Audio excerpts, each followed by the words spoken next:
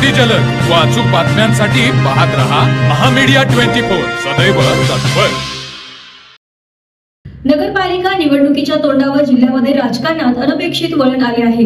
जयसिंगपूर आणि शिरोळ नगरपालिकेमध्ये काँग्रेस आणि भाजपचे गट प्रत्यक्षात एकत्र येत धक्कादायक आघाडी उभी राहिली आहे। त्यामुळे कोल्हापूरच्या राजकारणात पुन्हा एकदा खळबळ माजली आहे।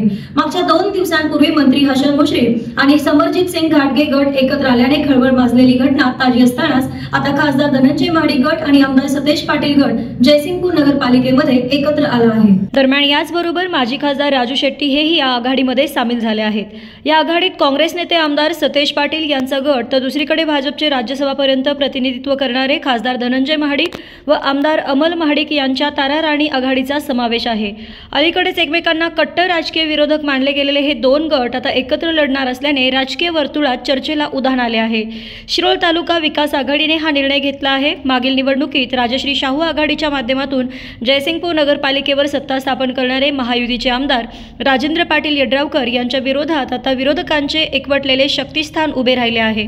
स्थानिक भाजप पदाधिकाऱ्यांशी आणि जिल्हाध्यक्ष राजवर्धन नाईक निंबाळकर यांच्याशी असलेल्या अंतर्गत संघर्षामुळे यंदा भाजप देखील त्यांच्या विरोधात मैदानामध्ये उतरल्याचे चित्र आहे। अर्ज माघारीची केवळ काही तासांची मुदत बाकी असताना जयसिंगपूर शिरोळ नगरपालिकांमध्ये नव्या जयसिंगपूर विकास आघाडीच्या माध्यमातून ही एकत्रित लढत जाहीर करण्यात आली।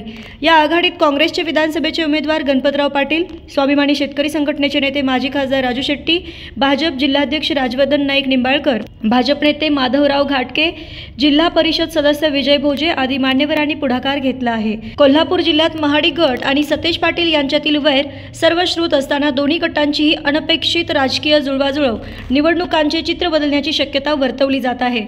शिरोळ नगरपालिकेमध्ये देखील याच पद्धतीने विरोधक एकत्र आल्याने यड्रावकर यांना कडवे आव्हान उभे राहणार आहे।